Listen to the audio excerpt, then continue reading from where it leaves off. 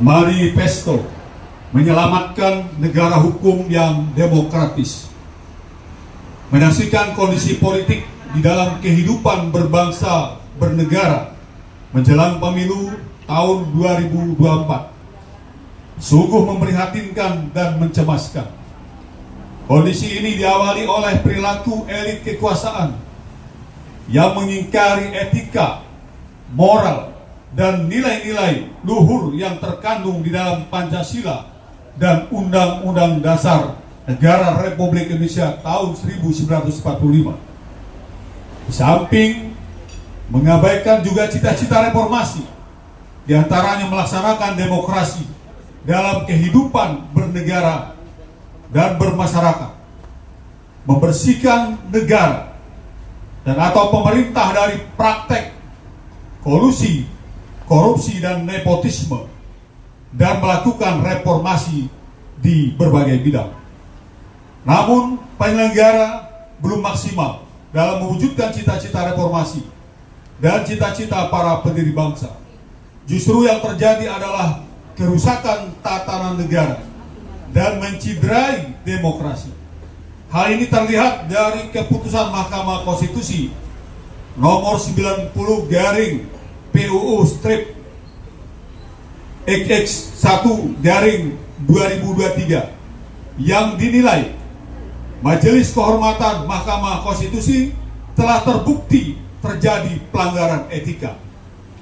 Pelanggaran yang sama juga terbukti dilakukan oleh ketua dan para anggota KPU, sebagaimana keputusan Dewan Kehormatan Penyelenggara Pemilu yang menyatakan bahwa ketua dan 6 anggota KPU RI telah terbukti melanggar etika atau melanggar etik karena menerima pencalonan Gibran Raka Buming Raka sebagai salah satu calon wakil presiden untuk Pilpres tahun 2024.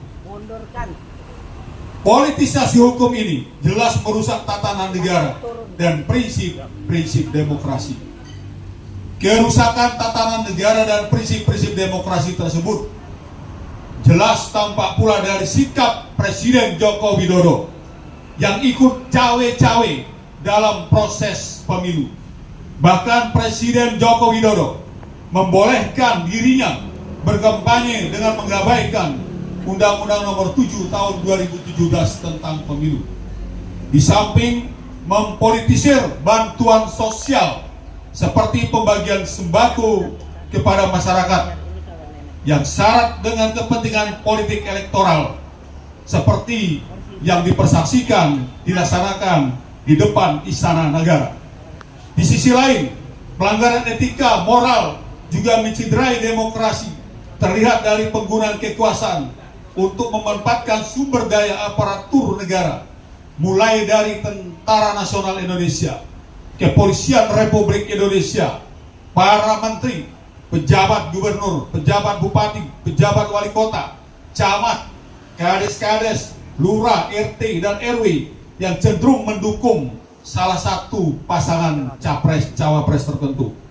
Upaya untuk mengingatkan Presiden Joko Widodo dan aparatur pemerintah terkait dengan penyelenggaraan negara yang mengabaikan etika, moral, dan nilai-nilai luhur Pancasila dan Undang-Undang Dasar Negara Republik Indonesia tahun 1945 serta prinsip-prinsip demokrasi telah datang dari para guru besar, para akademisi dan sivitas akademika dari berbagai perguruan tinggi terkemuka yang ada di Indonesia. Baik perguruan tinggi negeri maupun perguruan tinggi swasta di seluruh Indonesia.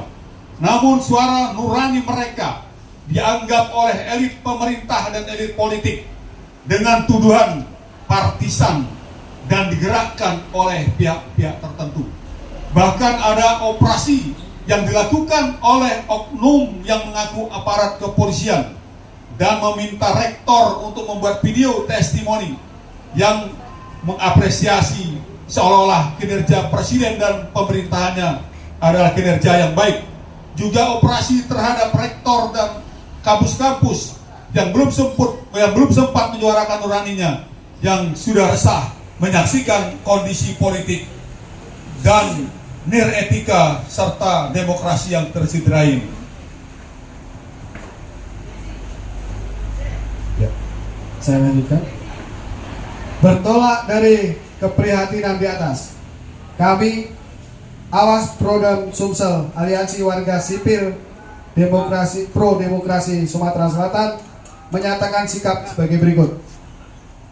Pertama, menolak penyelenggara negara yang mengingkari etika, moral, nilai-nilai luhur Pancasila dan Undang-Undang Dasar 45 dalam kehidupan berbangsa dan bernegara, karena dapat merusak tatanan negara dan mencederai demokrasi sehingga menjadi pelemahan negara hukum yang demokratis.